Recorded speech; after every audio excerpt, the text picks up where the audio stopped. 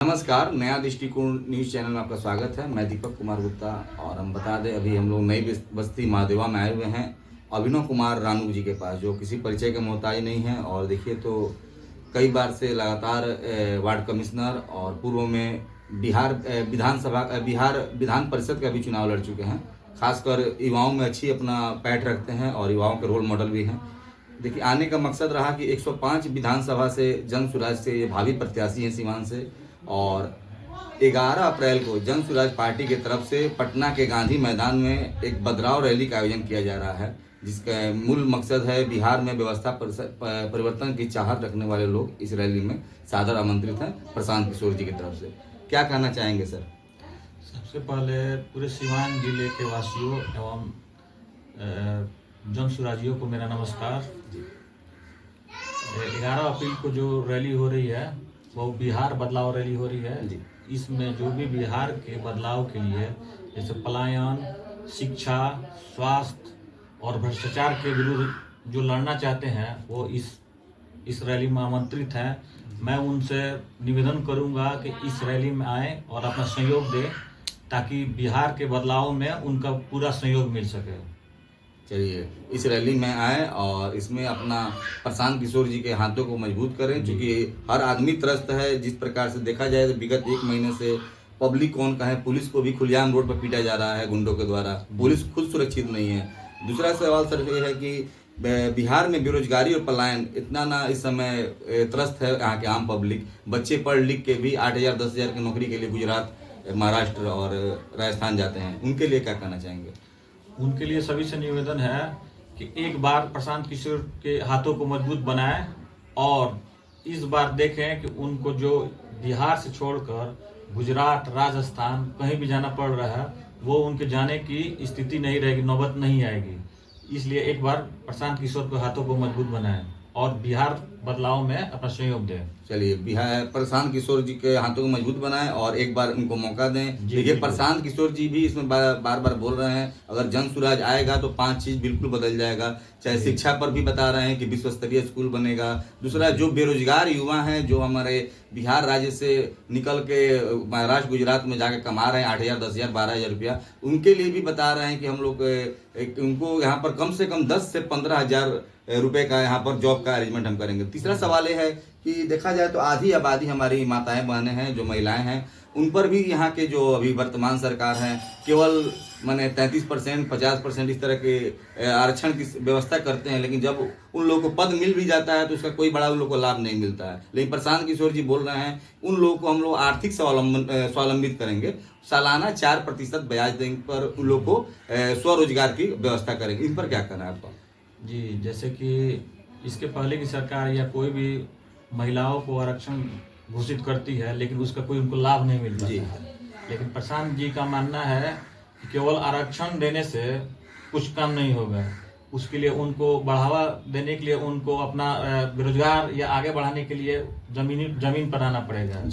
इसके लिए उन्होंने बहुत ही कम ब्याज पर ऋण देने की व्यवस्था की जाएगी, जिसमें महिलाओं अपने घर पे या कोई भी अपना व्यवसाय रोजगार अपना करे, पैसा लें और मिनिमम ब्याज पर पैसा लें और अपना कार्य को आगे बढ़ाएं, जिससे महिलाएं आगे बढ़ेंगी। चलिए महिलाएं आगे बढ़ेंगी। मात्र 4% सालाना ब्याज बहुत कम दर होता है। 1 साल में आपको 4% ही देना है, यानी महिलाओं को आर्थिक स्वावलंबी बनाने की भी बात यहाँ पर प्रशांत किशोर जी बोल रहे हैं। हमारा चौथा सवाल है कि सर बिहार में ही नहीं, देखिए तो यूपी हो, यहाँ पर जो पेपर लीक है वो एक नासूर बना हुआ है। हमारे जो युवा भाई बहन है मन लगा के पढ़ाई करते हैं, लेकिन जैसे एग्जाम हॉल से निकलते हैं एग्जाम देकर मालूम चलता है कि पेपर लीक हो गया, फिर उनका पूरा मेहनत माने पानी हो जाता है। उनके लिए क्या कहना चाहेंगे? देखिए बिहार में आज की डेट में शिक्षा की स्थिति बहुत ही खराब है जी।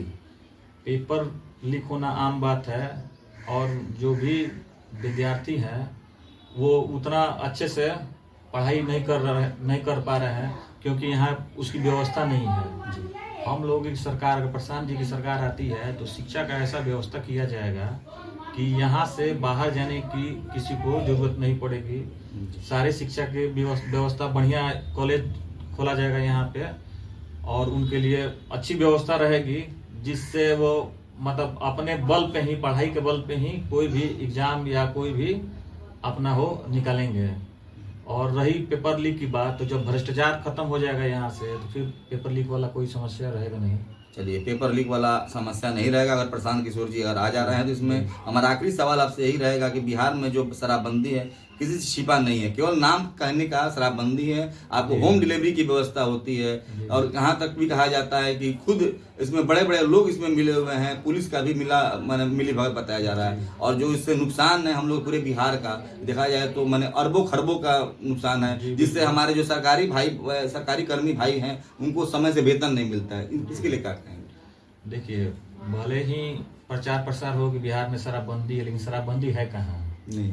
शराबबंदी का मतलब हुआ कि शराब कहीं भी नहीं मिले, कोई शराब नहीं पी जी, ड्राई होना लेकिन चाहिए। यहाँ शराबबंदी नहीं है जी। केवल सरकार को आर्थिक नुकसान हो रहा है, लेकिन शराबबंदी नहीं है जी। तो प्रशांत जी इसी को सुधार में लाएंगे। केवल शराबबंदी तो है नहीं, तो उसका फायदा क्या है, ये कोई अभी तक सामने नहीं आया है। नहीं, कोई। और इसके पहले भी कोई भी ऐसा राज्य नहीं है कि जहाँ पे कोई पूर्ण रूप से शराबबंदी हो। आज शराबबंदी हुआ हो तो वहाँ पे विकास हुआ है, तो इसलिए विकास से या शराबबंदी से कोई मतलब नहीं है। उल्टे ही सरकार को इससे क्षति हो रही है, करोड़ों लाखों रुपये का नुकसान उससे हो रहा है प्रत्येक वर्ष।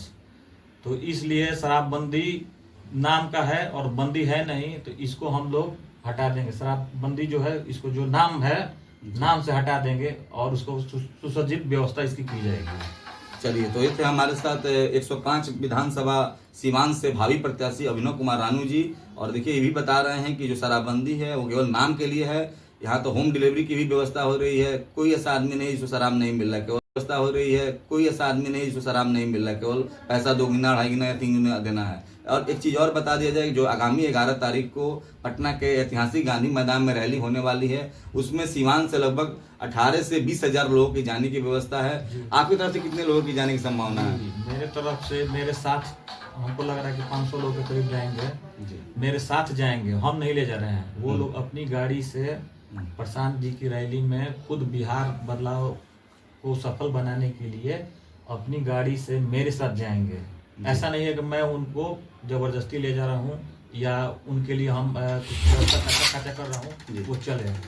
वो लोग खुशी खुशी अपने से मेरे साथ जा रहे हैं। चलिए, प्रशांत किशोर जी में आस्था है, तो ये लोग स्वयं यहाँ के पब्लिक व्यवस्था परिवर्तन के लिए जो त्रस्त हैं अभी की सरकार से, उसके लिए स्वयं जा रहे हैं। ये कहना है अभिनव कुमार रानू जी का। ये लोगों को नहीं ले जा रहे हैं, लोग स्वयं, यानी कहीं ना कहीं जन स्वराज में आस्था है, विश्वास है प्रशांत किशोर जी में। तो यहाँ से लगभग 500 से ज्यादा लोग इनके साथ जाएंगे। पूरे जिला से, आप लोगों ने भी सुना था पूर्व इंटरव्यू में जिला अध्यक्ष के माध्यम से, कि 18 से 20 हजार लोग हमारे जिला से जाएंगे। और देखिए, जिस प्रकार से ये प्रशांत किशोर का 11 तारीख को रैली है पटना के गांधी मैदान में, कहीं ना कहीं बहुत बड़ा यहाँ बदलाव लेकर आएगा। कैमरामैन राजू जी के साथ मैं दीपक कुमार, नया दृष्टिकोण सीवान।